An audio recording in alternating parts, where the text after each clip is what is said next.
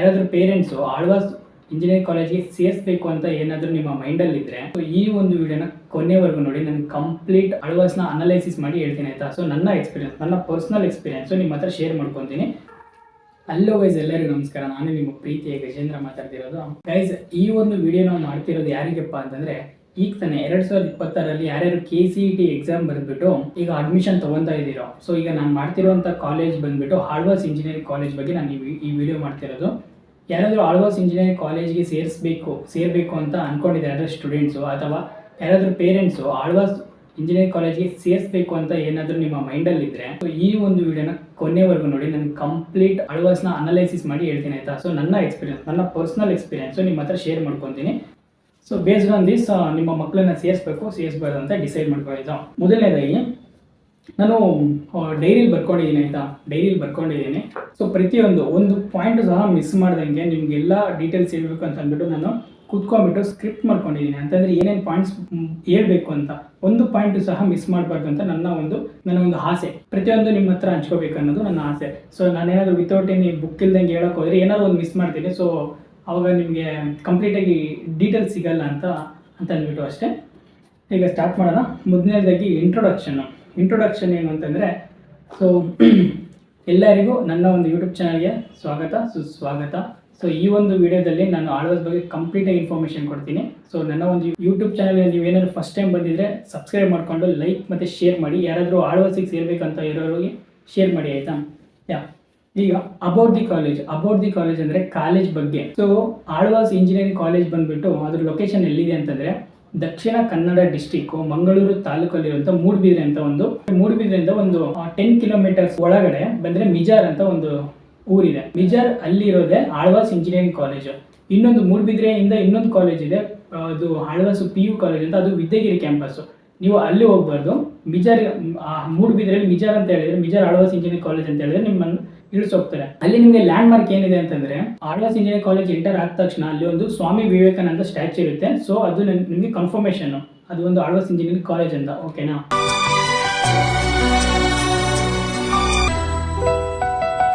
Campus ಎಷ್ಟು ದೊಡ್ಡದಾಗಿದೆ ಅಂತಂದ್ರೆ, ಓವರಾಲ್ 30 ಎಕರೆಸು 60 ಎಕರೆಸು ಕಾಲೇಜ್ ಕ್ಯಾಂಪಸ್ ಇದೆ. ಅದನ್ನು ಶೋಭಾವನ ಕ್ಯಾಂಪಸ್ ಅಂತ ಹೇಳ್ತಾರೆ. ಶೋಭಾವನದಲ್ಲಿ ಟೋಟಲ್ 144 ಎಕರೆ ಬರೀ ಫಾರೆಸ್ಟ್ ಇದೆ. ಓಕೆನಾ. ಇದು ಆಳ್ವಾಸ್ಗೆ ಸಂಬಂಧಪಟ್ಟಿದ್ದು. ಇದು ಗೂಗಲಲ್ಲಿ ಸಿಕ್ಕಿರುವಂಥ ಇನ್ಫಾರ್ಮೇಷನು. ಇನ್ನೊಂದು ಅಫಿಲಿಯೇಷನ್ ಅಂತಂದರೆ, ಈ ಒಂದು ಆಳ್ವಾಸ್ ಇಂಜಿನಿಯರಿಂಗ್ ಕಾಲೇಜು VTU ಅಂಡರಲ್ಲಿ ಇದೆಯಾ ಇಲ್ಲ ಆಟೋನಾಮಸ್ ಅಂತ. ನಾನು 2022ಕ್ಕೆ ಜಾಯ್ನ್ ಆದಾಗ ನಾನು VTU ಅಂಡರಲ್ಲಿದ್ದೆ. ಈಗ 2024ಕ್ಕೆ ಯಾರ್ಯಾರು ಬಂದಿದ್ದಾರಲ್ಲ ಜೂನಿಯರ್ಸು, ಅಂದರೆ ನನ್ನ ಹಿಂದಿನ ಬ್ಯಾಚು, ಇವರೆಲ್ಲ ಆಟೋನಾಮಸ್ ಕಾಲೇಜು. ಈ ಒಂದು ಕಾಲೇಜು ಆಟೋನಾಮಸ್ ಆಗಿರುತ್ತೆ, NBA ಅಗ್ರಿಗೇಟೆಡ್ A+. ಸೊ ನೀವೇನಾದ್ರು ಬಂದರೆ VTU ಅಂಡರಲ್ಲಿ ಬರಲ್ಲ, ನೀವು ಆಟೋನಮಸ್ ಬರ್ತೀರಾ ಆಯಿತಾ. ಸೊ ಆಟೋನಮಸ್ ಅಂದರೆ ಓನ್ ಸಿಲೆಬಸ್ ಇರುತ್ತೆ, ಸ್ವಲ್ಪ VTU ಇರುತ್ತೆ. ಸೊ ಇಲ್ಲಿ ನಿಯರ್ ಬೈ ಫೆಸಿಲಿಟಿ ಏನು ಅಂತಂದರೆ, ನೀವು ಮಿಜಾರಿಂದ ಮಂಗಳೂರಿಗೆ ಜಸ್ಟ್ 35 ಕಿಲೋಮೀಟರ್ಸ್ ಅಷ್ಟೇ ಇದೆ. 50 ರೂಪೀಸ್ ಕೊಟ್ಟರೆ ಲೋಕಲ್ ಬಸ್ಗಳು ತೊಗೊಂಡೋಗಿ ಮಂಗಳೂರು ಹತ್ರ ಬಿಡುತ್ತೆ. ಈ ಕಡೆ ಮೂಡುಬಿದಿರೆಗೆ ಒಂದು 10 ಕಿಲೋಮೀಟರ್ಸ್ ಆಗುತ್ತೆ. 10 ಕಿಲೋಮೀಟರ್ಸ್ ಅಂದರೆ ಮೂಡುಬಿದಿರೆಯಿಂದ ನೀವು ಶಿವಮೊಗ್ಗಕ್ಕೆ ಹೋಗ್ಬೋದು, ದಾವಣಗೆರೆಗೆ ಹೋಗ್ಬೋದು, ಬೆಂಗಳೂರಿಗೆ ಹೋಗ್ಬೋದು. ಸೊ ಈ ಥರ ಲೊಕೇಶನ್ಸ್ ಮಂಗಳೂರಿಗೆ 35 ಕಿಲೋಮೀಟರ್ಸ್ ದೂರ ಆಗುತ್ತೆ. ಟ್ರಾನ್ಸ್ಪೋರ್ಟೇಷನ್ಗೆ ನಿಮಗೆ ಗೌರ್ಮೆಂಟ್ ಬಸ್ಸಸ್ ಫೆಸಿಲಿಟಿ ಇರಲ್ಲ, ಓನ್ಲಿ ಲೋಕಲ್ ಬಸ್ಸಸ್ಸೇ ಇರುತ್ತೆ. ಓಕೆನಾ.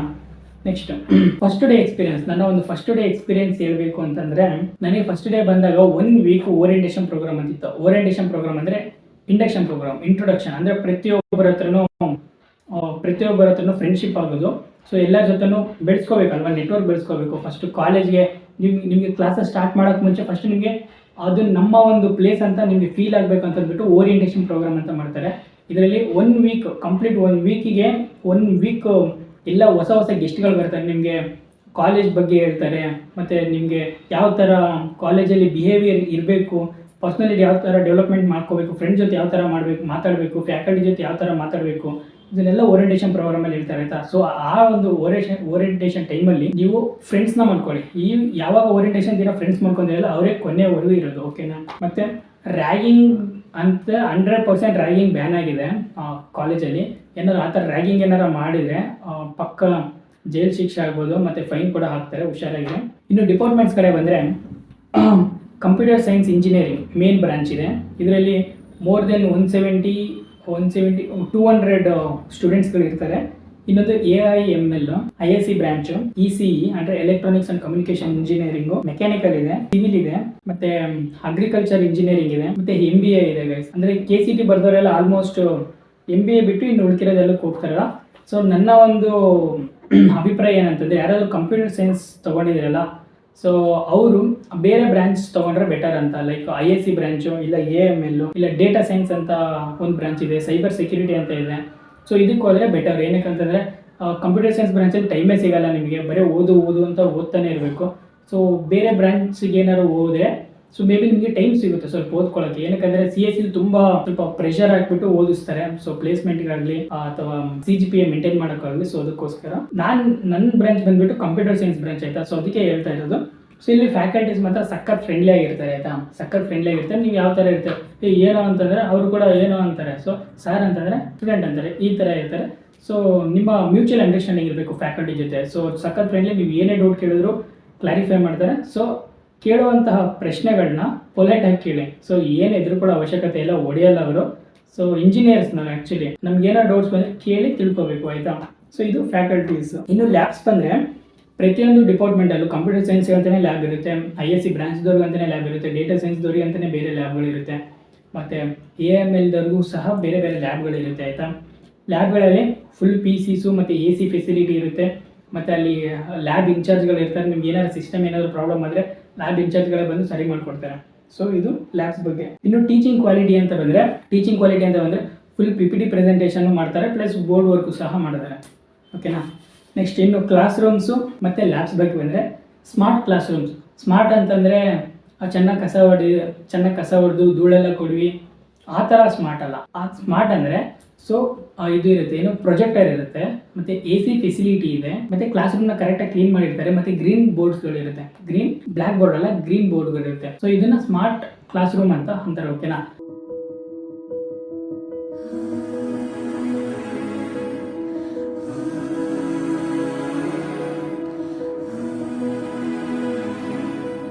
ಸೊ ನಾನು 4 ಇಯರ್ಸು ಏನೋ ಕ್ಲಾಸ್ ರೂಮಲ್ಲಿ ಕೂತ್ಕೊಂಡಿರೋದು ಹಳೆ ಬಿಲ್ಡಿಂಗು. ಈಗ ನೀವು ಬರ್ತಾ ಇದ್ದಾರೆ, ನಿಮ್ಗಂತಲೇ ಹೊಸದಾಗಿ ಬಿಲ್ಡಿಂಗ್ನ ಕನ್ಸ್ಟ್ರಕ್ಟ್ ಮಾಡಿದ್ದಾರೆ. ಅಲ್ಲಿ ಸ್ಟೆಪ್ ಬೈ ಸ್ಟೆಪ್ ಇರುತ್ತೆ, ಅಂದರೆ ಬೆಂಚ್ಗಳಿರುತ್ತಲ್ಲ, ಸ್ಟೆಪ್ ಈ ಥರ ಇರುತ್ತೆ. ಓಕೆನಾ. ಮತ್ತು ಪ್ರತಿಯೊಂದು ರೂಮ್ಗಳು AC ಫೆಸಿಲಿಟಿ ಇರುತ್ತೆ, ಮತ್ತು ಪ್ರೊಜೆಕ್ಟರ್ ಫೆಸಿಲಿಟಿ ಇರುತ್ತೆ. ಓಕೆನಾ. ನೆಕ್ಸ್ಟು ಕಂಪ್ಯೂಟರ್ ಲ್ಯಾಬ್ಸ್ ಹೇಳ್ದಂಗೆ ಲ್ಯಾಬ್ಸ್ ಆ ಥರ ಎಲ್ಲ ಸಿಸ್ಟಮ್ಗಳೆಲ್ಲ ಇರುತ್ತೆ. ಇನ್ನೊಂದು ವೈಫೈ ಫೆಸಿಲಿಟಿ ಸಹ ಇರುತ್ತೆ. ನಿಮ್ಮ ಲ್ಯಾಬಲ್ಲಿ ವೈಫೈ ಫೆಸಿಲಿಟಿ ಇರುತ್ತೆ, ಎಥರ್ನೆಟ್ ಫೆಸಿಲಿಟಿ ಇರುತ್ತೆ. ಇವನ್ ಕ್ಲಾಸ್ ರೂಮಲ್ಲೂ ಸಹ ವೈಫೈ ಕನೆಕ್ಷನ್ ಮಾಡ್ಕೋಬೋದು. ಇನ್ನೊಂದು ಲೈಬ್ರರಿ.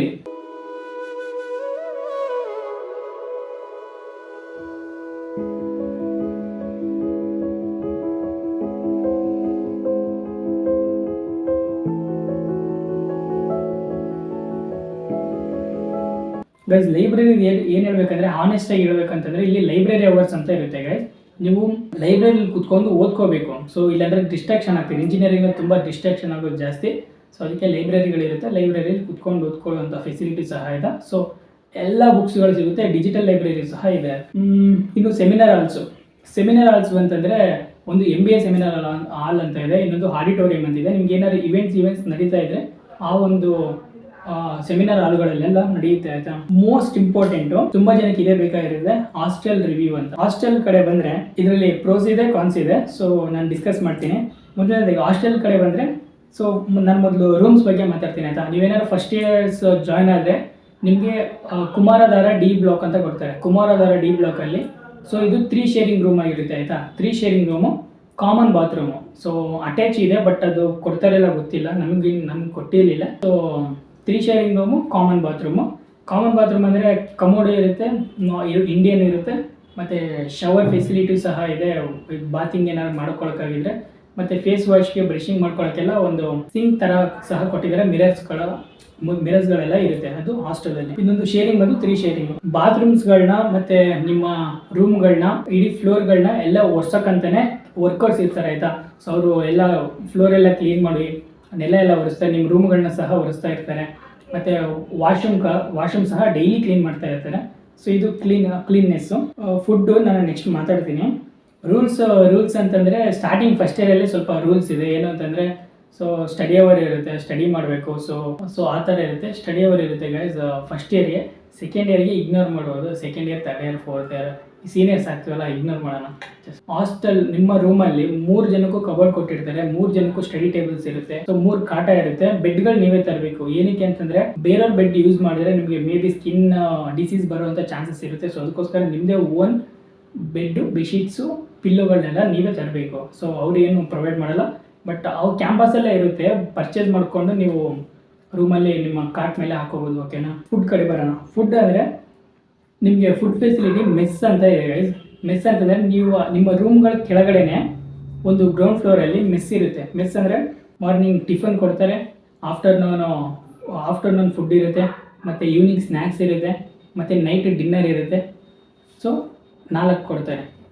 ಬೆಳಿಗ್ಗೆ ಟಿಫನ್ ಏನೇನು ಕೊಡ್ತಾರೆ ಅಂದರೆ ಅದೇ ಚಿತ್ರಾನ್ನ, ಮತ್ತು ಪಲಾವು, ದೋಸೆ, ಇಡ್ಲಿ, ವಡ ಈ ಥರ ಇರುತ್ತೆ. ಮಧ್ಯಾಹ್ನ ಅನ್ನ, ಸಾಂಬಾರು, ಮತ್ತು ಪಲ್ಯ, ಹಪ್ಪಳ, ಮಜ್ಜಿಗೆ, ಮೊಸರು ಈ ಥರ ಇರುತ್ತೆ. ಸ್ನ್ಯಾಕ್ಸ್ ಅಂತಂದರೆ ನಾರ್ಮಲ್ ಸ್ನ್ಯಾಕ್ಸ್ಗಳು ಏನೇನು ತಿಂತಿರಲ್ಲ ಅದೇ ಸ್ನ್ಯಾಕ್ಸು. ಡಿನ್ನರ್ ಬಂದರೆ ಚಪಾತಿ, ಪಲ್ಯ, ಅನ್ನ, ಸಾಂಬಾರು ಈ ಥರ ಇರುತ್ತೆ. ನಾವೇನಾದ್ರೂ ಈಗ ನಾನ್ ವೆಜ್ ಕೊಡಲ್ಲ ಗೈಸ್. ಆ್ಯಕ್ಚುಲಿ ನಾನ್ ವೆಜ್ ಮಾಡಲ್ಲ. ಸೊ ಮೊದಲೇ ಮಾಡ್ತಿದ್ದೆ ನಾನ್ ವೆಜ್ಜು. ಹುಡುಗರು ಕಿತ್ತಾಡ್ತಿದ್ರು, ನನಗೆ 2 ಪೀಸು, ನಿನಗೆ 3 ಪೀಸ್ ಅಂತ. ಸೊ ಅದಕ್ಕೋಸ್ಕರ ನಾನ್ ವೆಜ್ನ ತೆಗ್ದಾಕ್ಬಿಟ್ಟಿದ್ರೆ ಎಲ್ಲ ನಾವೇ ರೂಲ್ಸ್ನ ಮಾಡ್ಕೊಂಡ್ಬಿಟ್ಟಿದ್ದು. ನಮ್ಮಿಂದ ರೂಲ್ಸ್ ಆಗಿರೋದು ಆ್ಯಕ್ಚುಲಿ, ಅವರು ರೂಲ್ಸ್ ಮಾಡಿಲ್ಲ. ಸೊ ಆ ಥರ ನೀವೇನಾದರೂ ನಾನ್ ವೆಜ್ ತಿನ್ನಬೇಕು ಅಂತ ಅನಿಸಿದರೆ ಅಲ್ಲೇ ನಿಮ್ಮ ನಿಮ್ಮ ಹಾಸ್ಟೆಲ್ ಇರುತ್ತಲ್ಲ, ಅಲ್ಲೇ ಕೆಫಿಟೇರಿಯಾ ಅಂತ ಇದೆ. ಅದನ್ನು ಮೊದಲಿಗೆ ಹಳ್ಳಿ ಮನೆ ಅಂತ ಕರಿತಿದ್ರು, ಈಗ ಆಳ್ವಾಸ್ ಕೆಫಿಟೇರಿಯಾ ಅಂತ ಇದೆ. ಅಲ್ಲಿ ನಾನ್ ವೆಜ್ ಸಿಗುತ್ತೆ. ಇನ್ನೊಂದು ಫುಡ್ ಕೋರ್ಟಲ್ಲೂ ಸಹ ಸಿಗುತ್ತೆ. ರೀಸೆಂಟಾಗಿ ಇವರು ಸ್ಯಾಮ್ಸಂಗ್ ಮತ್ತು ಶ್ರವಣ್ ಬ್ರೋ ಬಂದಿದ್ರು ಗೊತ್ತಾ ನಿಮಗೆ ಆಳ್ವಾಸಲ್ಲಿ. ಪವರ್ ಹೌಸ್ ಅಂತ ಅಂದ್ಬಿಟ್ಟು ಇನಾಗ್ರೇಷನ್ ಬಂದಿದ್ರಲ್ಲ. ಸೊ ಅಲ್ಲಿ ಹೋಗ್ಬಿಟ್ಟು ನೀವು ಫುಡ್ನ ತಿನ್ಕೋಬೋದು ಆಯಿತಾ. ಸೊ ಪವರ್ ಎಸ್ ಪ್ರಮೋಷನು ದುಡ್ಡು ಕೊಡೋದು ಗೈಸ್, ಡೋಂಟ್ ವರಿ. ನನ್ನ ಒಂದು ಫೇವ್ರೆಟ್ ಡಿಶ್ ಬಂದು ನಮ್ಮ ಇದರಲ್ಲಿ ಚಿಕನ್ ಕರಿ ಮತ್ತು ಪರೋಟ ಗೈಸ್. ಇನ್ನು ಫ್ಯಾಕಲ್ಟೀಸ್ ಬಗ್ಗೆ ಬರೋಣ. ಫ್ಯಾಕಲ್ಟೀಸ್ ಹೆಂಗೆ ಬರೋ ಅಂತ ನೀವು ಏನಾದರೂ ಕೇಳಿದರೆ, ಅವರು ಸಖತ್ ಫ್ರೆಂಡ್ಲಿ ಪ್ರೊಫೆಸರ್ಸ್ ಆಯಿತಾ. ಮತ್ತು ಅದರಲ್ಲೂ ಸ್ಟ್ರಿಕ್ಟ್ ಪ್ರೊಫೆಸರ್ಸ್ ಇದ್ದಾರೆ. ಕಂಡುಬಿಟ್ರೆ ಸೈಲೆಂಟಾಗಿ ಇರಬೇಕು, ಮಾತಾಡಬಾರ್ದು. ನೀನೇನೋ ಜಾಸ್ತಿ ಮಾತಾಡ್ದ ಹೊರಗಡೆ, ನೀನೇನಕ್ಕೆ ಬಂದಿರ್ತೀಯ, ಓದೋಕೆ ಹೋಗಿರ್ತೀಯ. ಸೊ ಕರೆಕ್ಟಾಗಿ ಕ್ಲಾಸ್ ಕೇಳಬೇಕು, ಡಿಸ್ಟರ್ಬ್ ಮಾಡ್ಬಾರ್ದು. ಸೊ ನಿಮ್ಮಿಂದ ಬೇರೆಯವ್ರಿಗೆ ಡಿಸ್ಟರ್ಬ್ ಆಗೋ ಥರ ನೋಡ್ಕೊಳ್ಳಿ ನೀವು. ಸೊ ಇನ್ನೊಂದು ಮೋಸ್ಟ್ ಅಂತಂದರೆ ಅಟೆಂಡೆನ್ಸ್ ಕಡೆ ಬರ್ತೀನಿ ನಾನು. So attendance is very important. ನಾನು ಹೇಳ್ತೀನಿ ಅಟೆಂಡೆನ್ಸ್ ಬಗ್ಗೆ. ಮತ್ತು ಇಂಟರ್ನಲ್ ಮಾರ್ಕ್ಸ್ ಅಂತ ಬಂದರೆ, ಇಂಟರ್ನಲ್ ಮಾರ್ಕ್ಸು ಪ್ರತಿ ಸೆಮ್ಗೂ 3 ಇಂಟರ್ನಲ್ ಇರುತ್ತೆ. IA1, IA2, IA3 ಅಂತ ಅಂದ್ಬಿಟ್ಟು. ಈ IA3 ಓವರಾಲ್ ಎಲ್ಲ ಆವ್ರೇಜ್ ತೆಗೆದ್ಬಿಟ್ಟು ನಿಮಗೆ ಇಂಟರ್ನಲ್ಸ್ ಕೊಡ್ತಾರೆ. ಟೋಟಲ್ ಇಂಟರ್ನಲ್ಸು 50 ಮಾರ್ಕ್ಸ್ ಇರುತ್ತೆ, ಮತ್ತು ಎಕ್ಸ್ಟರ್ನಲ್ ಬರೆಯೋದು 50 ಮಾರ್ಕ್ಸ್ಗೆ. ಓಕೆನಾ. ಸೊ ಸಮ್ಟೈಮ್ಸ್ ಏನಾದರೂ IA3 ಇಲ್ಲ ಬೆಸ್ಟ್ ಆಫ್ 2 ತೊಗೊತಾರೆ ಔಟ್ ಆಫ್ 3 ಇಲ್ಲ ಆವ್ರೇಜ್ ತೊಗೊತಾರೆ 3 ಇಂಟರ್ನಲ್ಸಿಂದ. ಸೊ ಇದು ಇಂಟರ್ನಲ್ಸಿಂದ. ಮತ್ತು ಅಸೈನ್ಮೆಂಟು ಸಹ ಕೊಡ್ತಿರ್ತಾರೆ. ಸೊ ನಿಮಗೆ ಅಸೈನ್ಮೆಂಟ್ ಬುಕ್ ಅಂತ ಎಲ್ಲ ಬುಕ್ ಇರುತ್ತೆ. ಸೊ ಎಲ್ಲ ಬುಕ್ಕಲ್ಲಿ ನಿಮ್ಮ ಅಸೈನ್ಮೆಂಟ್ನ ಕಂಪ್ಲೀಟ್ ಮಾಡಿದ್ರೆ ಆ ಥರ ಅಸೈನ್ಮೆಂಟ್ ಕೊಡ್ತಾರೆ. ಓಕೆನಾ. ಈಗ ಅಟೆಂಡೆನ್ಸ್ ಕಡೆ ಬರೋಣ. ರಿಕ್ವೈರ್ಡ್ ಪರ್ಸೆಂಟೇಜ್ ಎಷ್ಟಪ್ಪ ಅಂತಂದರೆ, ಆ್ಯಸ್ ಪರ್ ದಿ VTU 75% ಇತ್ತು. ಮತ್ತೆ ಅದನ್ನು ರಿವೈಸ್ ಮಾಡಿಬಿಟ್ಟು 85% ಇಟ್ಟರು ಆಯಿತಾ. ಸೊ ಈಗ ನಿಮ್ಮ ಇವರಿಗೆ ಯಾರು ಆಟೋನಮಸ್ ಕಾಲೇಜ್ದವ್ರಿಗೆ ಎಷ್ಟಿದೆ ಅಂತ ನನಗೆ ಗೊತ್ತಿಲ್ಲ. ಮೇ ಬಿ 75, ಮಿನಿಮಮ್ 75, 85 ಮೇಂಟೈನ್ ಮಾಡಿ. ಕಮ್ಮಿ ಮೇಂಟೈನ್ ಮಾಡಿದ್ರೆ ಎಕ್ಸಾಮಿಗೆ ಕುಂದ್ರಿಸಲ್ಲ, ಹುಷಾರಾಗಿರಿ ಆಯಿತಾ. ಫಾರ್ ಎಕ್ಸಾಂಪಲ್ ಈಗ ನೀವೇನಾದರೂ ಮೆಡಿಕಲ್ ಇಶ್ಯೂ ಇತ್ತು ಬ್ರೋ, ಅಟೆಂಡೆನ್ಸ್ ಕೊಡ್ತಾರಾ ಅಂತಂದರೆ, ನಿಮ್ಗೇನಾದರೂ ಮೆಡಿಕಲ್ ಇಶ್ಯೂ ಆಗಿದರೆ ನೀವು ಮೆಡಿಕಲಲ್ಲಿ ಅಡ್ಮಿಟ್ ಆಗಿರಬೇಕು. ಸೊ ನಿಮ್ಮ ಹತ್ರ ಡಿಸ್ಚಾರ್ಜ್ ಸ್ಲಿಪ್ ಅಂತ ಇರುತ್ತಲ್ಲ, ಡಿಸ್ಚಾರ್ಜ್ ಸ್ಲಿಪ್ ಇದ್ದರೆ ಪಕ್ಕ ಆಬ್ವಿಯಸ್ಲಿ ನಿಮಗೆ ಅಟೆಂಡೆನ್ಸ್ ಬೆನಿಫಿಟ್ ಕೊಡ್ತಾರೆ. ನನ್ನ ಫ್ರೆಂಡ್ ಒಬ್ಬಳು 1 ತಿಂಗಳು ಬಂದೇ ಇರಲಿಲ್ಲ ಕಾಲೇಜಿಗೆ, ಬಿಕಾಸ್ ಅವಳಿಗೆ ಡೆಂಗು ಮ್ಯಾಲೇರಿಯಾ ಏನೋ ಬಂದಿತ್ತಂತೆ. ಸೊ ಡಿಸ್ಚಾರ್ಜ್ ಸರ್ಟಿಫಿಕೇಟ್ ಕೊಟ್ಟಿರೋದಕ್ಕೆ 1 ಮಂತ್ ಅಟೆಂಡೆನ್ಸ್ ಸಹ ಕೊಟ್ಟರು.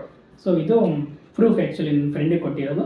ಸೊ ನೀವೇನಾದರೂ ಮೆಡಿಕಲ್ ಹಾಸ್ಪಿಟಲೈಸ್ ಆಗಿದ್ದರೆ ನಿಮ್ಮ ಹತ್ರ ಪ್ರೂಫ್ ಇರಬೇಕು.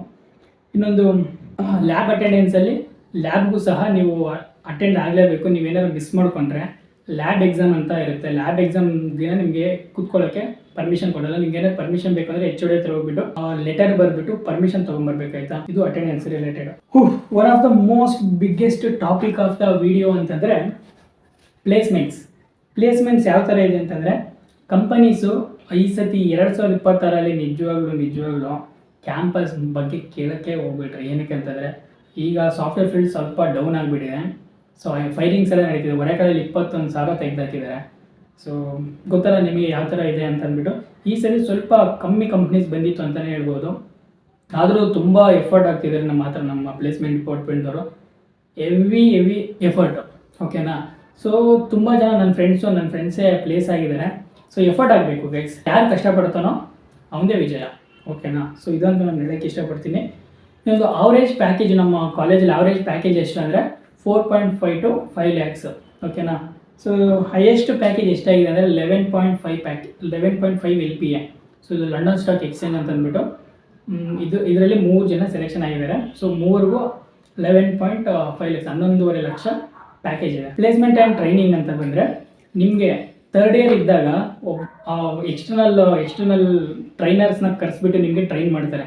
ಲೈಕ್ ನಮಗೆ ಸ್ಕಿಲ್ ಬೋಟ್ನ ಕರೆಸಿದ್ರು, ಮತ್ತು ಈಗೇನೋ 10 seconds ಮಾಡ್ತಾ ಇದ್ದಾರಂತೆ. ಸೊ ಇಂಥ ಎಕ್ಸ್ಟರ್ನಲ್ ರಿಸೋರ್ಸ್ಫುಲ್ ಪರ್ಸನ್ಸ್ಗಳನ್ನ ಕರೆಸ್ಬಿಟ್ಟು ನಿಮಗೆ ಟ್ರೈನಿಂಗ್ ಕೊಡ್ತಾರೆ. 1 month ಇಲ್ಲ 2 months ಟ್ರೈನಿಂಗ್ ಇರುತ್ತೆ.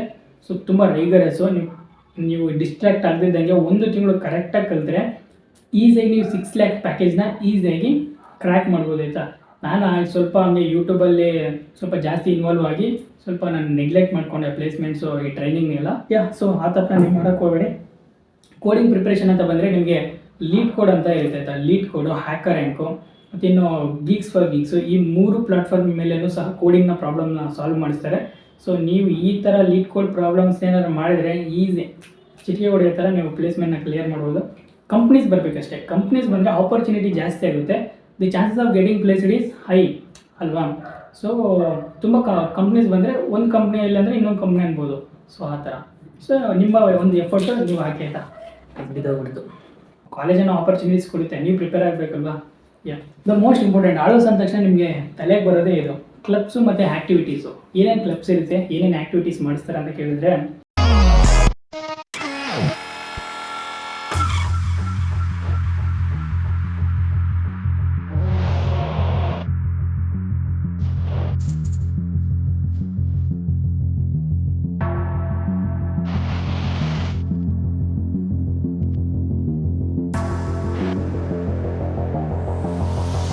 ಟೆಕ್ನಿಕಲ್ ಕ್ಲಬ್ಸ್ ಅಂತ ಬಂದರೆ ಎಡ್ವಿನ್ಸ್ ಲ್ಯಾಬ್ ಅಂತ ಇದೆ ಗೈಸ್. ಎಡ್ವಿನ್ಸ್ ಲ್ಯಾಬಲ್ಲಿ ಏನು ಮಾಡ್ತಾರೆ ಅಂತಂದರೆ, ನಿಮಗೆ ಯಾವುದಾದ್ರೂ ಪ್ಯಾಷನ್ ಇತ್ತು ಅಂದ್ಕೊಳ್ಳಿ ಟೆಕ್ನಾಲಜಿ ಬಗ್ಗೆ, ಡಿಸೈನಿಂಗ್ ಐತಾ, ಇಲ್ಲ ವೆಬ್ ಅಪ್ಲಿಕೇಶನ್ ಡೆವಲಪ್ಮೆಂಟ್ ಐತಾ, ಆ್ಯಂಡ್ರಾಯ್ಡ್ ಆ್ಯಪ್ ಡೆವಲಪ್ಮೆಂಟ್ ಏನಾದರೂ ನಾಲೆಡ್ಜ್ ಐತಾ, ಅಂದರೆ ಪ್ಯಾಷನ್ ಐತಾ ಅಂತ ಇವೆಲ್ಲ ನೋಡ್ಕೊಂಡ್ಬಿಟ್ಟು ನೀವು ಅಲ್ಲಿ ನಿಮ್ಮ ಒಬ್ಬ ಗೈಡ್ ಇರ್ತಾನೆ. ಓಕೆನಾ. ಒಬ್ಬ ಸೀನಿಯರ್ ಇರ್ತಾನೆ. ಅವನ ಗೈಡೆನ್ಸ್ ತೊಗೊಂಡ್ಬಿಟ್ಟು ನೀವು ನಿಮ್ಮಷ್ಟು ಓನ್ ಸೆಲ್ಫ್ ಎಫರ್ಟ್ ಆಗಬೇಕು. ಕಾಲೇಜ್ ಆದಮೇಲೆ ನೀವು ಏನು ಎಫರ್ಟ್ ಆಗ್ತಿರಲ್ಲ ಅದು ಮ್ಯಾಟರ್ಸ್ ಆಗೋದು. ಕಾಲೇಜಲ್ಲಿ ಸುಮ್ಮನೆ ಕ್ಲಾಸ್ ಮಾಡ್ತಿರ್ತಾರೆ ಅದೆಲ್ಲ ಎಫರ್ಟ್ಸು. ಕಾಲೇಜ್ ಆದಮೇಲೆ ಏನು ಮಾಡ್ತೀರೋ ಆಫ್ಟರ್ 6 ಏನು ಎಫರ್ಟ್ಸ್ ಆಗ್ತಿರೋ ಅದು ಮ್ಯಾಟರ್. ಓಕೆ. ಇನ್ನೊಂದು ಕೋಡಿಂಗ್ ಕ್ಲಬ್ಸು ಸಹ ಇದೆ. ಇನ್ನೊಂದು NSS ಮತ್ತು NCC. ಯಾರಾದರೂ NSS ಅಥವಾ NCC ಸೇರಬೇಕು ಅಂತಂದರೆ ಸೊ NCCಗೂ ಸಹ ಆಪರ್ಚುನಿಟಿ ಇದೆ ಆಯಿತಾ.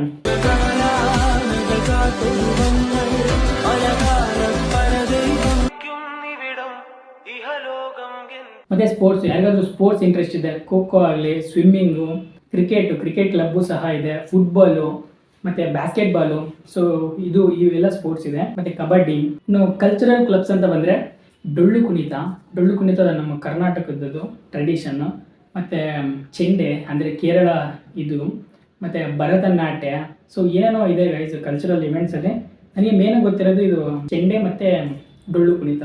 ಸೊ ನನಗೆ ತುಂಬ ಫ್ರೆಂಡ್ಸ್ ಇದ್ದರು ಅದರಲ್ಲಿ. ಇನ್ನೊಂದು ಆ್ಯಕೋಥಾನ್ಸ್ ಅಂತ ಬಂದರೆ, ಸೊ ಒಳ್ಳೆ ಗೈಸ್ ಆ್ಯಕೋಥಾನ್ಸ್ ಅಂತ ಬಂದರೆ ಕಾಲೇಜಲ್ಲಿ ನಾವೇ ರೀಸೆಂಟಾಗಿ ಸೈಫೇರಿಯಾ ಸಿಮೆನೆಕ್ಸ್ ಬ್ರ್ಯಾಂಚಿನ ಅದೇ CSC ಬ್ರ್ಯಾಂಚಿಂದ ಹ್ಯಾಕೋಥಾನ್ ಕಂಡಕ್ಟ್ ಮಾಡಿದ್ವಿ.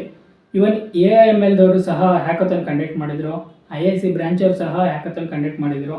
ಸೈಬರ್ ಸೆಕ್ಯೂರಿಟಿದವರು ಸಗಮ ಗಿಗಮ ಅಂತ ಏನೋ ಒಂದು ಹ್ಯಾಕೋಥಾನ್ ಕಂಡಕ್ಟ್ ಮಾಡ್ತಿದ್ದಾರೆ. ಈಗ ಇನ್ನೊಂದು 2 ದಿನದಲ್ಲಿ ಸ್ಟಾರ್ಟ್ ಆಗುತ್ತೆ ಅಂತ ಅದು ನೋಟಿಫಿಕೇಶನ್ ಬಂದಿದ್ದು ಸೈಬರ್ ಸೆಕ್ಯೂರಿಟಿದವ್ರದ್ದಿದೆ. ಈ ಥರ ಹ್ಯಾಕೋಥಾನ್ಸ್ ಇದೆ. ನೀವು ಹ್ಯಾಕೋಥಾನ್ಸಲ್ಲಿ ವಿನ್ ಆಗೋಕ್ಕೆ ಪಾರ್ಟಿಸಿಪೇಟ್ ಮಾಡಬೇಡಿ, ಎಕ್ಸ್ಪೀರಿಯನ್ಸ್ಗೋಸ್ಕರ ಪಾರ್ಟಿಸಿಪೇಟ್ ಮಾಡಿ ಆಯಿತಾ. ಇನ್ನು ವರ್ಕ್ಶಾಪ್ಸ್ ಅಂತ ಬಂದರೆ ನಾವು ಕಂಪ್ಯೂಟರ್ ಸೈನ್ಸ್ ಬ್ರಾಂಚಲ್ಲಿ ತುಂಬ ವರ್ಕ್ಶಾಪ್ ಮಾಡಿದ್ದೀವಿ.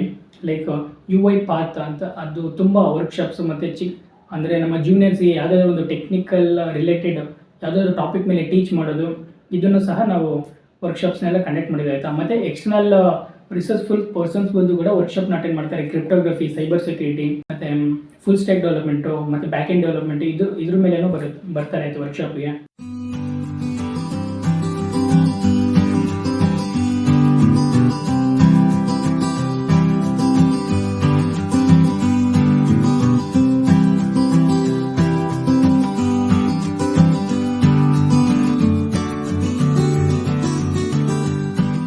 ಇನ್ನು another most important is college feast.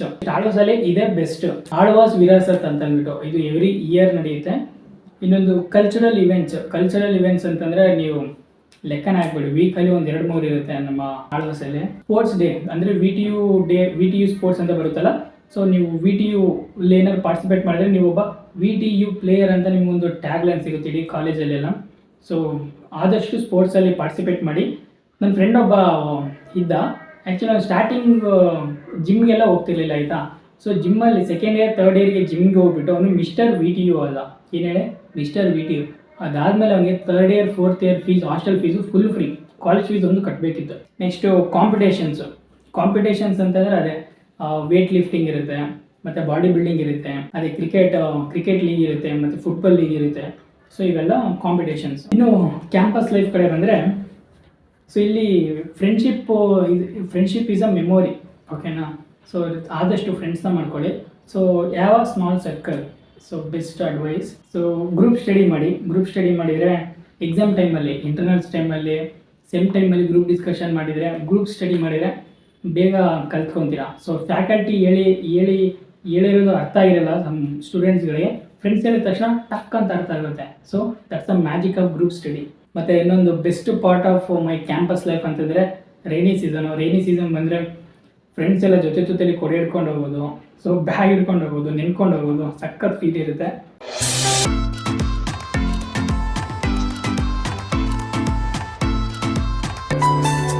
ಯಾರಾದರೂ ಫೋಟೋಗ್ರಫಿಲಿ ಇಂಟ್ರೆಸ್ಟ್ ಇದ್ದರೆ, ಮಂಗಳೂರು ನಮ್ಮ ಆಳ್ವಾಸ್ ಕಾಲೇಜ್ ಇದ್ರೆ ಬೆಸ್ಟ್ ಫೋಟೋಗ್ರಫಿ ಸ್ಪಾಟ್ಸ್ ಅಂತಲೇ ಹೇಳ್ಬೋದು. ಬೇಜನ್ ಸ್ಪಾಟ್ಸ್ ಇದೆ. ಸೊ ನೀವು ಕಾಲೇಜ್ ಮುಂದ್ಗಡೆನೇ ಸ್ವಲ್ಪ ಫ್ಲವರ್ ಪಾಟ್ಸ್ ಎಲ್ಲ ಇದೆ. ಸೊ ಬೆಸ್ಟ್ ಶೂಟ್ ಮಾಡ್ಕೋಬೋದು ನೀವು, ಓಕೆನಾ, ರೈನಿ ಸೀಸನಲ್ಲಿ. ದ ಥಿಂಗ್ಸ್ ಐ ಲೈಕ್ ಅಂತಂದರೆ ಈ ಕಾಲೇಜ್ ಕ್ಯಾಂಪಸಲ್ಲಿ ಏನು ನನಗೆ ಇಷ್ಟ ಅಂತಂದರೆ, ಬ್ಯೂಟಿಫುಲ್ ಕ್ಯಾಂಪಸ್, ತುಂಬ ಬ್ಯೂಟಿಫುಲ್ ಆಗಿದೆ. ಆ್ಯಂಡ್ ಸಪೋರ್ಟಿವ್ ಫ್ಯಾಕಲ್ಟಿ ಇದ್ದಾರೆ ಆಯಿತಾ. ಸೊ ನೀವು ಏನೇ ಕೇಳಿದರೆ, ನೀವು ಅವ್ರು ತುಂಬ ಅರ್ಜೆಂಟಲ್ಲಿ ವಾಶಿಂಗ್ ಹೋಗ್ತಿದ್ರೆ, ನೀವು ಸಡನ್ನಾಗಿ ಸರ್ ಸ್ವಲ್ಪ ಇದನ್ನು ಅವರು ವಾಶ್ರೂಮ್ಗೆ ಹೋದಂಗೆ ಹೇಳ್ಕೊಟ್ಟು ಹೋಗ್ತಾರೆ. ಸೊ ಆ ಥರ ಸಪೋರ್ಟಿವ್ ಆಗಿದ್ದಾರೆ. ಮತ್ತು ಪೀಸ್ಫುಲ್ ಎನ್ವಿರಾನ್ಮೆಂಟ್ ಗೈಸ್, ಅಲ್ಲಿ ಜಾಸ್ತಿ ಸೌಂಡ್ ಇರಲ್ಲ, ತುಂಬ ಕಾಮಾಗಿರುತ್ತೆ. ಸೊ ನೀವು ಗ್ರೌಂಡ್ ಕಡೆ ಹೋದರೆ ಅಂತೂ ಹೇಳ್ಬಿಟ್ರೆ ಅಷ್ಟು ಕಾಮಾಗಿರುತ್ತೆ. ಥಿಂಗ್ಸ್ ದಟ್ ಕ್ಯಾನ್ ಇಂಪ್ರೂವ್ ಅಂದರೆ ಕಾಲೇಜಲ್ಲಿ ಏನು ಇಂಪ್ರೂವ್ ಮಾಡ್ಕೋಬೇಕಂದ್ರೆ, ಮೋರ್ ಇಂಡಸ್ಟ್ರಿ ವಿಸಿಟ್ಸು. ಅಂದರೆ ನಮಗೆ ಓನ್ಲಿ 2 ಇಂಡಸ್ಟ್ರಿ ವಿಸಿಟ್ಸ್ ಮಾತ್ರ ಕರ್ಕೊಂಡು ಹೋಗಿದ್ರು. ಮುಂದೆ ಫ್ಯೂಚರಲ್ಲಿ ಜಾಸ್ತಿ ಇಂಡಸ್ಟ್ರಿ ವಿಸಿಟ್ಸ್ಗಳನ್ನ ಕರ್ಕೊಂಡೋಗಿ ಅಂತ ನಾನು ರಿಕ್ವೆಸ್ಟ್ ಮಾಡ್ತೀನಿ. ಯಾರಾದರೂ ನಮ್ಮ ಕಾಲೇಜಲ್ಲಿ ಒಂದು ವಿಡಿಯೋನ ನೋಡ್ತಾ ಇದ್ದಾರೆ, ಪ್ಲೀಸ್ ಅರ್ಥ ಮಾಡ್ಕೊಳ್ಳಿ. ಸೊ ಇಂಡಸ್ಟ್ರಿ ವಿಸಿಟ್ಗಳನ್ನ ಜಾಸ್ತಿ ಮಾಡಿ, ಮತ್ತು ಸ್ವಲ್ಪ ಬೆಟರ್ ಪ್ಲೇಸ್ಮೆಂಟ್ ಆಪರ್ಚುನಿಟಿ ಕೊಡಿ. ಸೊ ಜಾಸ್ತಿ ಆಪರ್ಚುನಿಟಿ ಕೊಟ್ಟಷ್ಟು ನಮ್ಮ ಸ್ಟೂಡೆಂಟ್ಸ್ಗಳಿಗೆ ಆಪರ್ಚುನಿಟಿ ಜಾಸ್ತಿ ಆಗುತ್ತೆ. ನಾನೇ ಎಷ್ಟೋ ಲಾಸ್ಟ್ ರೌಂಡ್ ತನಕ ಹೋಗಿ ವಾಪಸ್ ಬಂದಿದ್ದೀನಿ, ಓಕೆನಾ. ಮತ್ತು ಫಾಸ್ಟರ್ ಅಡ್ಮಿಷನ್ ಪ್ರೊಸೆಸ್ಸು, ಸ್ವಲ್ಪ ಅಡ್ಮಿಷನ್ ಪ್ರೊಸೆಸ್ನ ಜಾಸ್ತಿ ಮಾಡಿ. ಸೊ ಏನಾದರೂ ಅಮೌಂಟ್ ರೀಫಂಡ್ ಆಗಬೇಕಂದ್ರೆ ಮಿನಿಮಮ್ 1 ಮಂತ್ ಬೇಕಾಗುತ್ತೆ. ಸೊ ಅದನ್ನು ಆದಷ್ಟು ಒಂದು 1 ವೀಕಲ್ಲಿ ರೀಫಂಡ್ ಮಾಡೋ ಥರ ರಿಕ್ವೆಸ್ಟ್ ಮಾಡ್ಕೊಳ್ಳಿ, ಅಂದರೆ ಪ್ರೊಸೆಸ್ನ ಫಾಸ್ಟ್ ಮಾಡಿ. ಮೋರ್ ಪ್ರಾಕ್ಟಿಕಲ್ ಲರ್ನಿಂಗ್, ಬರೀ ಥಿಯರಿ ಮತ್ತು ಎಕ್ಸಾಮಲ್ಲಿ ಫೇಲ್ ಆದರೆ ಅದಕ್ಕೆ ಮತ್ತೆ ಟ್ರೈನಿಂಗ್ ಮಾಡಿ ಎಕ್ಸಾಮ್ ಬರ್ಸೋ ಇದ್ರ ಬಗ್ಗೆ ಫೋಕಸ್ ಮಾಡಿದಂಗೆ ಪ್ರಾಕ್ಟಿಕಲ್ ನಾಲೆಡ್ಜ್ಗೆ. ಸೊ ಯಾವುದಾದ್ರು ಅಪ್ಲಿಕೇಶನ್ಸ್ನ ಡೆವಲಪ್ಮೆಂಟ್ ಮಾಡೋದಕ್ಕೋಸ್ಕರ ಟೈಮ್ ಇರೋದು, ಯಾರಾದರೂ ಎಕ್ಸ್ಟರ್ನಲ್ ರಿಸೋರ್ಸ್ಫುಲ್ ಪರ್ಸನ್ನ ಕರ್ಕೊಂಬಂದ್ಬಿಟ್ಟು back and development RESTful APIs ಮೇಲೆ ವರ್ಕ್ ಮಾಡೋದು, ಈ ಥರ ಮಾಡಿಸಿ. ಮತ್ತು ಬೆಟರ್ ವೈಫೈ, ಆ್ಯಕ್ಚುಲಿ ವೈಫೈ ಸ್ವಲ್ಪ ಸ್ಲೋ ಆಗಿದೆ, ಸೊ ಅದನ್ನು ಸ್ವಲ್ಪ ಇಂಪ್ರೂವ್ಮೆಂಟ್ ಮಾಡ್ಕೊಳ್ಳಿ. ಓಕೆ, ಸೊ ಇದು ನಮ್ಮ ಸ್ಟೂಡೆಂಟ್ಸ್ಗಳಿಗೂ ಪ್ಲಸ್ ನಮ್ಮ ಕಾಲೇಜ್ದವ್ರಿಗೂ ಅಡ್ವೈಸ್ ಕೊಟ್ಕೊಂಡ. ನಾನು ನಮ್ಮ ಒಂದು ಫ್ರೆಷರ್ಸ್ಗಳಿಗೆ, ನಮ್ಮ ಒಂದು ಜೂನಿಯರ್ಸ್ಗಳಿಗೆ ಒಂದು ಟಿಪ್ಸ್ ಕೊಡೋಕ್ಕೆ ಇಷ್ಟಪಡ್ತೀನಿ. ಏನು ಅಂತಂದರೆ, ಡೋಂಟ್ ಮಿಸ್ ಓರಿಯೆಂಟೇಷನ್ ಪ್ರೋಗ್ರಾಮ್. ಓರಿಯೆಂಟೇಷನ್ನ ಮಾತ್ರ ಮಿಸ್ ಮಾಡ್ಕೊಳಕ್ಕೆ ಹೋಗಬೇಡಿ.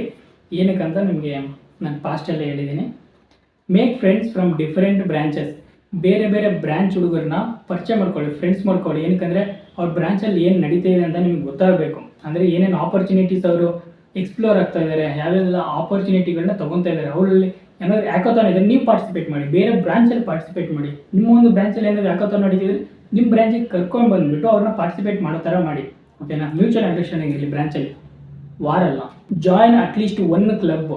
ಸೊ ನಾನು ಇಷ್ಟೆಲ್ಲ ಕ್ಲಬ್ಗಳು, ಇನ್ನೂ ಬೇಜಾನ್ ಕ್ಲಬ್ಗಳಿದೆ ಗೈಸ್. ಚಿರ್ಪ್ ಕ್ಲಬ್ ಅಂತ ಇದೆ. ಚಿರ್ಪ್ ಕ್ಲಬ್ ಅಂದರೆ ಚುಮ್ಮ ಗೈಸ್, ನನ್ನ ಫೇವ್ರೇಟ್ ಅದು ಚಿರ್ಪ್ ಕ್ಲಬ್. ನಾನು ಜಾಯ್ನ್ ಆಗಬೇಕು ಅಂದ್ಕೊಂಡೆ, ಬಟ್ ಆಗೋಕ್ಕೆ ಆಗಲಿಲ್ಲ. ಏನಂತಂದರೆ ಇದು ನೇಚರ್ ಜೊತೆ ಸಂಬಂಧ, ಓಕೆನಾ. ನೇಚರ್ ಜೊತೆ ಸಂಬಂಧ, ಪಕ್ಷಿಗಳಿರುತ್ತೆ. ಮಾರ್ನಿಂಗ್ ವೀಕ್ಲಿ ಒನ್ಸ್ ಆದರೂ ನಿಮ್ಮನ್ನು ಮಾರ್ನಿಂಗ್ ಫಾರೆಸ್ಟಿಗೆ ಕರ್ಕೊಂಡೋಗಿ ನಿಮಗೆ ನೇಚರ್ ಎಲ್ಲ ತೋರಿಸ್ಕೊಂಡ್ಬರ್ತಾರೆ, ಆಯಿತಾ. Learn coding from the first semester. ಅಂದರೆ ಮಾಸ್ಟರ್ ಫುಲ್ಲು ಪ್ರೋ ಲೆವೆಲ್ಗೆಲ್ಲ ಸ್ಟಾರ್ಟ್ ಮಾಡೋಕೆ ಹೋಗ್ಬಿಟ್ಟು ಸ್ಟಾರ್ಟಿಂಗು ಹಲೋ ವರ್ಡ್ ಬರೀರಿ, ಅಡಿಷನ್ನು ಮಲ್ಟಿಪ್ಲಿಕೇಶನ್ನು ಇಲ್ಲಿಂದ ಸ್ಟಾರ್ಟ್ ಮಾಡ್ಕೊತ ಹೋಗಿ ಕೋಡಿಂಗು, ಓಕೆನಾ.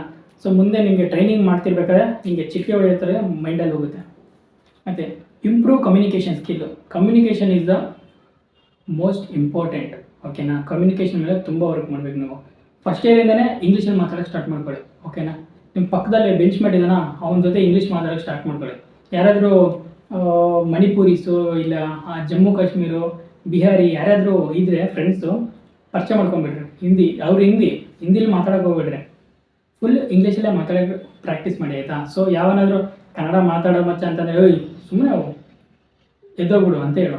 ಓಕೆನಾ, ಸೊ ಇಂಗ್ಲೀಷಲ್ಲೇ ಪ್ರಾಕ್ಟೀಸ್ ಮಾಡಿ. ಯಾರು ಏನೇನು ಕೊಂಡ್ರೂ ಸಹ ಆದಷ್ಟು ಇಂಗ್ಲೀಷಲ್ಲೇ ಮಾತಾಡಿ. ಸೊ ನಿಮಗೆ ಇಂಗ್ಲೀಷಲ್ಲಿ ಮಾತಾಡಿದ್ರೆ ಕಾನ್ಫಿಡೆನ್ಸ್ ಬರುತ್ತೆ. ಸೊ ಯಾವಾಗ ಇಂಟರ್ವ್ಯೂವಲ್ಲಿ ನೀವು ಬರೀ ಕನ್ನಡ ಮಾತಾಡಿಬಿಟ್ಟು ತೆಲುಗು ಮಾತಾಡಿಬಿಟ್ಟು ಇಲ್ಲ ಹಿಂದಿ ಮಾತಾಡಿಬಿಟ್ಟು ಸಡನ್ನಾಗಿ ಇಂಟರ್ವ್ಯೂವಲ್ಲಿ ಇಂಗ್ಲೀಷ್ ಮಾತಾಡಬೇಕು ಅಂದರೆ ಸೊ ಬ್ರೈನ್ ಸಪೋರ್ಟ್ ಮಾಡಲ್ಲ. ಸೊ ಅದಕ್ಕೋಸ್ಕರ ಓಕೆನಾ, ಡೋಂಟ್ ಡಿಪೆಂಡ್ ಓನ್ಲಿ ಅನ್ನೋ ಕ್ಲಾಸ್ ರೂಮ್ ಲರ್ನಿಂಗ್. ನಿಮ್ಮದೇ ಓನ್ ಲರ್ನಿಂಗ್ ಮಾಡಿ. ಓಕೆನಾ, ChatGPT ಇದೆ, ಈಗ AI ಎರಾ ಬೇರೆ.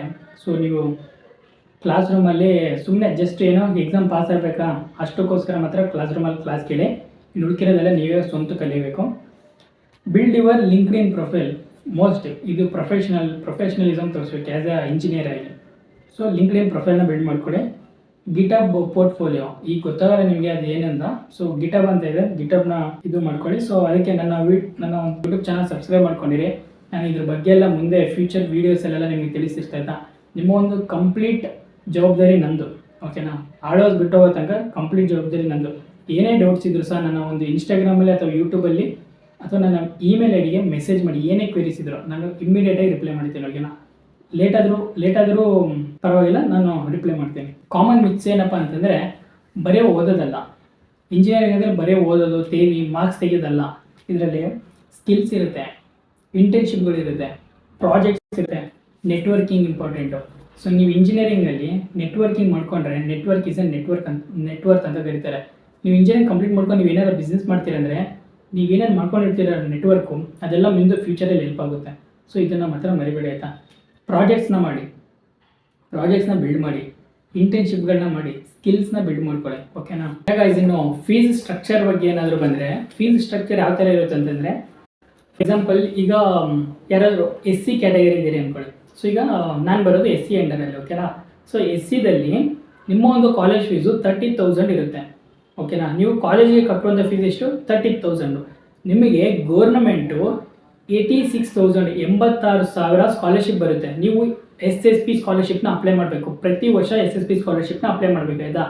ಆ ಒಂದು SSP ಸ್ಕಾಲರ್ಶಿಪ್ಪಲ್ಲಿ ನೀವು ಕಾಲೇಜ್ಗೆ 68,500 ಅರೌಂಡ್ 69,000 69,000 ನೀವು ಅವು ಬಂದಿರೋಂಥ ಸ್ಕಾಲರ್ಶಿಪ್ ದುಡ್ಡಲ್ಲಿ ಕಾಲೇಜ್ ಕಟ್ಟಬೇಕು. ಕಾಲೇಜ್ ಕಟ್ಟಿದ್ರೆ ಎಷ್ಟಾಯಿತು? ನೀವು ಕಟ್ಟಿರುವಂಥ 30,000 ಪ್ಲಸ್ ಇದೊಂದು 70,000 ಟೋಟಲ್ 1 lakhs SC ಸ್ಟೂಡೆಂಟ್ಸ್ಗಳಿಗೆ ಆಯಿತಾ. ಸೊ ನೀವು ಕಟ್ಟುವಂಥ 30,000 ನಿಮ್ಮ ಕೈಯಿಂದ ಕಟ್ಟೋದು, ಇನ್ನು ಉಳಿದಿರೋ 70,000 ಗೌರ್ಮೆಂಟ್ ಕಟ್ಟುತ್ತೆ ಆಯಿತಾ, ಸಪೋರ್ಟ್ ಮಾಡುತ್ತೆ ನಿಮಗೆ ಸ್ಕಾಲರ್ಶಿಪ್ ಥ್ರೂ.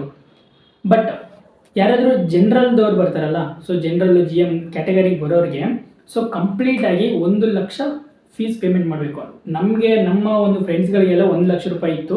ಸೊ ಈಗ ಮೇ ಬಿ ಒಂದು 20,000 ಜಾಸ್ತಿ ಆಗಿರಬೇಕು, 1,20,000 ಈ ಥರ. ನಾನು ಸ್ಟಾರ್ಟಿಂಗ್ 1 ಲಕ್ಷ ಕಟ್ತಾ ಇದ್ದೆ, ಆಮೇಲೆ ಬರ್ತಾ 1,10,000 ಕಟ್ತಾ ಇದ್ದೆ ಆಯಿತಾ. ಓಕೆ. ಸೊ ನೀವು ಯಾರಾದರೂ SC ಸ್ಟೂಡೆಂಟ್ಸ್ಗಳಾಗಿದ್ರೆ ನಿಮ್ಮ ಒಂದು ಇನ್ಕಮ್ 10 ಲಕ್ಷದ ಒಳಗಡೆ ಇರಬೇಕಾಯ್ತಾ. 10 ಲಕ್ಷದ ಒಳಗಡೆ ಇದ್ದರೆ ಮಾತ್ರ ನಿಮಗೆ ಸ್ಕಾಲರ್ಶಿಪ್ ಬರುತ್ತೆ, ಇಲ್ಲಾಂದರೆ ಬರಲ್ಲ. Okay. So be careful about your caste and income certificates and all. So ಇದು ಫೀಸ್ ಸ್ಟ್ರಕ್ಚರು. ಸೊ ಇನ್ನು ಹಾಸ್ಟೆಲ್ ಫೀಸ್ಗೆ ಬಂದರೆ ಹಾಸ್ಟೆಲ್ಗೆ ನೀವು 40,000 ಕಟ್ಟಬೇಕು ಆಯಿತಾ. 40 ಇಲ್ಲ 44,000 ಕಟ್ಟಬೇಕು. ನಾನು ಓವರಾಲ್ 74,000 ಕಟ್ತಿದ್ದೆ. ಹಾಸ್ಟೆಲ್ಗೆ 74,000 ಕಟ್ತಿದ್ದೆ. ಈಗ ಮೆಸ್ ಬಿಲ್ ಜಾಸ್ತಿ ಆಗಿದೆ. ಈಗ ನೀವು ಹಾಸ್ಟೆಲ್ ಫೀಸ್ನ ಒಂದೇ ಸತಿ ಕಟ್ಟಬೇಕು, ಇಲ್ಲ ಇನ್ಸ್ಟಾಲ್ಮೆಂಟು ಸಹ ಇರುತ್ತೆ. ಮೆಸ್ ಬಿಲ್ನ ನೀವು ತಿಂಗಳ ಕಟ್ಬೋದು, ಇಲ್ಲ ಓವರಾಲ್ ಒಟ್ಟಿಗೆ ಕಟ್ಬಿಡ್ಬೋದು. ತಿಂಗಳ ಎಷ್ಟು 4,000 ಏನೋ ಬರುತ್ತೆ. ಓಕೆನಾ. ಸೊ ತಿಂಗಳ 4,000 ಅಂದರೆ ವರ್ಷಕ್ಕೆ 40,000 ಆಗುತ್ತೆ. ಓಕೆನಾ. ಸೊ ಇದು ಹಾಸ್ಟೆಲಿನ ಫೀಸು. ಓವರಾಲ್ ಹಾಸ್ಟೆಲ್ ಮತ್ತು ಮೆಸ್ಸು ಸೇರಿ 80,000 ಆಗುತ್ತೆ. ಸೊ ಈ ಒಂದು ಹಾಸ್ಟೆಲ್ ಎಲ್ಲಿರುತ್ತೆ ಅಂತಂದರೆ ಆಳ್ವಾಸ್ ಕಾಲೇಜ್ ಹಿಂದ್ಗಡೆನೇ ಹಾಸ್ಟೆಲ್ ಸಹ ಇರುತ್ತೆ. ಓಕೆನಾ. ಸೊ ನಿಮಗೆ ಯಾರಿಗಾದ್ರೂ ಆಳ್ವಾಸ್ ಇಂಜಿನಿಯರಿಂಗ್ ಹಾಸ್ಟೆಲ್ ಬೇಡ, ನಾನು ಯಾವುದಾದ್ರೂ ಗೌರ್ಮೆಂಟ್ ಹಾಸ್ಟೆಲಲ್ಲಿ ಇರ್ತೀನಿ ಅಂತಂದರೆ ಅದಕ್ಕೂ ಕೂಡ ಆಪರ್ಚುನಿಟಿ ಇದೆ. ಬಟ್ ನೀವು ಏನು ಮಾಡಬೇಕಂತಂದರೆ SC ST ಹಾಸ್ಟೆಲ್ ಅಥವಾ OBC ಹಾಸ್ಟೆಲ್ಗೆ ಅಪ್ಲಿಕೇಶನ್ ಹಾಕಿ ಆ ಒಂದು ಅಪ್ಲಿಕೇಶನ್ನ ತಂದು ಹಾಸ್ಟೆಲ್ಗೆ ಕೊಟ್ಟರೆ ಅವರು ನಿಮಗೆ ಪರ್ಮಿಷನ್ ಕೊಡ್ತಾರೆ. ಮೂಡುಬಿದ್ರೆಯಲ್ಲೇ ತುಂಬ SC ST ಹಾಸ್ಟೆಲ್ಗಳಿದೆ, ನಮ್ಮ ಫ್ರೆಂಡ್ಸ್ ಎಲ್ಲ ಅಲ್ಲೇ ಇದ್ರು. ಸೊ ಅಲ್ಲಿಂದ ಸಹ ನೀವು ಬರ್ಬೋದು ಆಯಿತಾ. ಯಾರಾದರೂ ಲೋಕಲ್ಸ್ ಇದೆ ನಿಮಗೆ ಬಸ್ ಫೆಸಿಲಿಟಿ ಸಹ ಇರುತ್ತೆ ಆಯಿತಾ. ಸೊ ನಿಮ್ಮ ಒಂದು ಲೊಕೇಶನ್ ಇದೆ ಸೀದಾ ಕಾಲೇಜ್ಗೆ ಬಸ್ ಫೆಸಿಲಿಟಿನೂ ಇರುತ್ತೆ.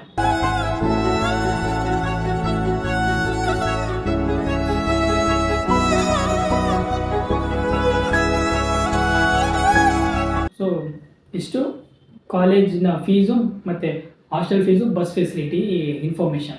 Guys, so I will encourage to the viewers, ಅಂದರೆ ನಾನು ಯಾರಾದರೂ ವೀಡಿಯೋನ ನೋಡ್ತಾ ಇದ್ದಾರೋ ಜೂನಿಯರ್ಸ್ ಆಗಲಿ ಪೇರೆಂಟ್ಸ್ ಆಗಲಿ, ಒಂದ್ಸತಿ ಕ್ಯಾಂಪಸ್ನ ಮೀಟ್ ಆಗಿ ಕ್ಯಾಂಪಸ್ನ ವಿಸಿಟ್ ಮಾಡಿ.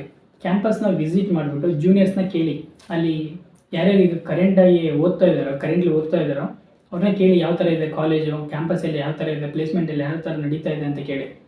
ಸೊ ಇನ್ನೂ ಬೆಟರಾಗಿ ನಿಮಗೆ ಅಲ್ಲೇ ವಾಸ್ತವ ಗೊತ್ತಾಗುತ್ತೆ ಏನೇನು ಇದೆ ಅಂತಂದ್ಬಿಟ್ಟು. ಸೊ ಆಮೇಲೆ ಕಾಲೇಜೆಲ್ಲ ಜಾಯ್ನ್ ಆದಮೇಲೆ ನನಗೆ ಈ ಥರ ಆಗಲಿಲ್ಲ ಆ ಥರ ಆಗಲಿಲ್ಲ ಅಂತ ಥಿಂಕ್ ಮಾಡಬೇಡಿ ಆಯಿತಾ. ಸೊ ಫೈನಲಾಗಿ ಏನು ಹೇಳಬೇಕು ಅಂತಂದರೆ, ಹಾಸ್ಟೆಲ್ ಫುಡ್ಗೆ ನಾನು ತುಂಬ ಅಷ್ಟು ಸ್ಟ್ರಗಲ್ ಮಾಡಿದ್ದೀನಿ ಆಯಿತಾ. ನಾನು ದಾವಣಗೆರೆಯಿಂದ ಆ್ಯಕ್ಚುಲಿ. ಸೊ ಇಲ್ಲಿ ಮಂಗಳೂರು ಫುಡ್ಡು ಸಕ್ಕತ್ ಸ್ವಲ್ಪ ಸ್ವೀಟ್ ಇರುತ್ತೆ ಆಯಿತಾ, ಖಾರ ಇರಲ್ಲ, ತುಂಬ ಸಪ್ಪೆ ಇರುತ್ತೆ, ಉಪ್ಪು ಎಲ್ಲ ಹಾಕಲ್ಲ, ನಾವೇ ಉಪ್ಪು ಖಾರ ಎಲ್ಲ ಹಾಕೊಂಡು ತಿನ್ನಬೇಕು. ಸೊ ಫುಡ್ ಈ ಥರ ಇರುತ್ತೆ. ಸೊ ಜಾಯ್ನ್ ಆಗಬೇಕಾದ್ರೆ ಸ್ವಲ್ಪ ನೋಡಿ, ಊಟದ ಸ್ವಲ್ಪ ಥಿಂಕ್ ಮಾಡಿ ಆಯಿತಾ. ಗೈಸ್, ನೀವೇನಾದರೂ ಕೇಳಿದರೆ ತುಂಬ ಜನ ಹೇಳಿದ್ದಾರೆ ಆಳ್ವಾಸು ಸ್ಟ್ರಿಕ್ಟ್ ಬ್ರೋ ಅಂತ ಕೇಳಿದರೆ, ಆಳ್ವಾಸು ಸಖತ್ ಸ್ಟ್ರಿಕ್ಟ್ ಗೈಸ್. ಏನಕ್ಕೆ ಅಂತಂದರೆ, ಸೊ ಬೇರೆ ಊರಿಂದ ಆಳ್ವಾಸಿಗೆ ಬಂದಿರ್ತೀರ ಓದಬೇಕು ಅಂತಂದ್ಬಿಟ್ಟು, ಸೊ ಅದಕ್ಕೆ ನಮ್ಮ ಒಂದು ಹುಡುಗರು ಕೈ ತಪ್ಪು ಹೋಗ್ಬಾರ್ದು ಅಂತಂದ್ಬಿಟ್ಟು ಆ ಥರ ಸ್ಟ್ರಿಕ್ಟ್ ಮಾಡ್ತಾರೆ. ಸೊ ಈ ಒಂದು ಸ್ಟ್ರಿಕ್ಟು ನಮ್ಗೆ ಯಾವ ಥರ ಫೀಲ್ ಆಗುತ್ತೆ ಅಂದರೆ, ನಾವೇನಾದ್ರು ಜೈಲಲ್ಲಿ ಇದೀವೇನಪ್ಪ ಅನ್ನೋ ಥರ ಫೀಲ್ ಆಗುತ್ತೆ ಆಯಿತಾ. ಸೊ ನೀವು ಹಾಸ್ಟೆಲಿಂದ ಏನಾದರೂ ಮನೆಗೆ ಹೋಗ್ಬೇಕಂದ್ರೆ ನೀವು ಕಾಲೇಜಲ್ಲಿ ಎಲ್ಲ ಫ್ಯಾಕಲ್ಟೀಸ್ ಹತ್ರನೂ ಸೈನ್ ಹಾಕ್ಸ್ಕೊಂಬರ್ಬೇಕು, ಪರ್ಮಿಷನ್ ಬರಬೇಕು. ಸೊ ಇದು ಒಂದು ನನಗೆ ಇಷ್ಟ ಆಗದೇ ಇರುವಂಥ ಕೆಲಸ ಇದು. ಸೊ ಪ್ಲೀಸ್, ನೀವು ಯಾರಾದರೂ ಕಾಲೇಜವರು ಈ ಒಂದು ವೀಡಿಯೋನ ನೋಡ್ತಿದ್ದೆ, ದಯವಿಟ್ಟು ಈ ಒಂದು ರೂಲ್ಸ್ನ ತೆಗೆದುಬಿಟ್ಟು ಸೊ ಹಾಸ್ಟೆಲಲ್ಲಿ ಇರುವಂಥ SWO ಪರ್ಮಿಷನ್ ತೊಗೊಂಡು ಹೋಗೋ ಥರ ಮಾಡಿ ದಯವಿಟ್ಟು. ಸೊ ಇದೊಂದು ಆಯಿತಾ. ಮತ್ತು ನೀವೇನಾದರೂ ಬೇರೆ ಎಲ್ಲಾದರೂ ಹೊರಗಡೆ ಹೋಗಬೇಕು ಅಂತಂದರೆ, during the time of the college ನಡೀತಿರ್ಬೇಕಾದ್ರೆ ಹೊರಗಡೆ ಹೋಗಬೇಕು ಅಂತಂದರೆ, ಸೊ ಆವಾಗಲೂ ಸಹ ನಿಮ್ಮ ಎಲ್ಲ ಫ್ಯಾಕಲ್ಟೀಸ್ ಹತ್ರ ಸೈನ್ ಹಾಕ್ಸ್ಕೊಂಡು, ಇಲ್ಲ ಕಾಲೇಜ್ AO ಹತ್ರ ಸೈನ್ ಹಾಕ್ಸ್ಕೊಂಡು ಹೊರಗಡೆ ಹೋಗಬೇಕಾಗಿರುತ್ತೆ. ಸೊ ಇನ್ನೊಂದು ನನಗೆ ಹಿಡಿಸದೇ ಇರುವಂಥ ಇನ್ನೊಂದು ಏನಪ್ಪ ಅಂತಂದರೆ, ಫಾರ್ ಎಕ್ಸಾಂಪಲ್ ಯಾರಾದರೂ ಸ್ಟೂಡೆಂಟ್ಸ್ ಇಂಟರ್ನ್ಶಿಪ್ನ ಕ್ರ್ಯಾಕ್ ಮಾಡಿದರೆ ಹೊರಗಡೆ during the time of 3rd sem ಅಥವಾ 2nd ಇಯರ್ 3rd ಇಯರ್ ಓದ್ತಿರ್ಬೇಕಾದ್ರೆ, ದಯವಿಟ್ಟು ಬ್ರ್ಯಾಂಚ್ HODಗಳು ಅವರಿಗೆ ಪರ್ಮಿಷನ್ ಕೊಡಿ ಇಂಟರ್ನ್ಶಿಪ್ಗೆ ಹೋಗೋಕ್ಕೆ ಆಯಿತಾ. ಸೊ ಥಿಯರಿ ಅಷ್ಟೇ ಇಂಪಾರ್ಟೆಂಟ್ ಅಲ್ಲ ಇಂಜಿನಿಯರಿಂಗಲ್ಲಿ, ಪ್ರಾಕ್ಟಿಕಲ್ ನಾಲೆಡ್ಜ್ ಇಂಪಾರ್ಟೆಂಟ್ ಆಗಿರುತ್ತೆ. ಸೊ ಅವರು ಕಂಪ್ನಿಲಿ ವರ್ಕ್ ಮಾಡಿದರೆ ಅವರಿಗೆ ಪ್ರಾಕ್ಟಿಕಲ್ ಎಕ್ಸ್ಪೋಜರ್ ಸಿಗುತ್ತೆ ಆಯಿತಾ. ನಿನಗೆ ಅಟೆಂಡೆನ್ಸ್ ಕೊಡಲ್ಲ ಈ ಥರ ಎಲ್ಲ ಹೇಳ್ಬೇಡಿ, ಅಟೆಂಡೆನ್ಸ್ ಕನ್ಸಿಡರ್ ಆಗಲ್ಲ ಅಂತ ಅಂದ್ಬಿಟ್ಟು. ಸೊ ಏನಕ್ಕೆ ಈ ಥರ ಮಾಡ್ತೀರಾ? ಸೊ ಥಿಯರಿ ಇಂಪಾರ್ಟೆಂಟ್ ಅಲ್ಲ ಆಯಿತಾ, ಸೊ ಪ್ರಾಕ್ಟಿಕಲ್ ಇಂಪಾರ್ಟೆಂಟ್. ದಯವಿಟ್ಟು ಆ ಥರ ಹುಡುಗರು ಯಾರಾದರೂ ಇಂಟರ್ನ್ಶಿಪ್ನ ಕ್ರ್ಯಾಕ್ ಮಾಡಿ ಏನಾದರೂ ಪರ್ಮಿಷನ್ ಕೇಳಿದರೆ ದಯವಿಟ್ಟು ಅವರಿಗೆ ಇಂಟರ್ನ್ಶಿಪ್ಗೆ ಹೋಗಿಕ್ಕೆ ಆಪರ್ಚುನಿಟಿ ಕೊಡಿ. ಸೊ ಆನ್ಸೈಟಲ್ಲಿ ಹೋಗಿ ವರ್ಕ್ ಮಾಡೋಕ್ಕೆ ಆಪರ್ಚುನಿಟಿ ಕೊಡಿ ಅಂತ ಹೇಳೋಕ್ಕೆ ಇಷ್ಟಪಡ್ತೀನಿ. ಆಫ್ಕೋರ್ಸ್ ಆಳ್ವಾಸ್ ಸ್ವಲ್ಪ ಸ್ಟ್ರಿಕ್ಟು, ಸೊ ಬಿ ಕೇರ್ಫುಲ್. ಇಷ್ಟು ಹೇಳ್ತಾ ನಾನು ನಿಮ್ಮ ಪ್ರೀತಿಯ Gajendra signing off. Bye, all the best. ದೊಡ್ಡ ಸಾಧನೆಗೆ ಚಿಕ್ಕ ಅಂಬೆಗಾಲಿಂದ ಶುರು ಮಾಡು ಮೊದಲು.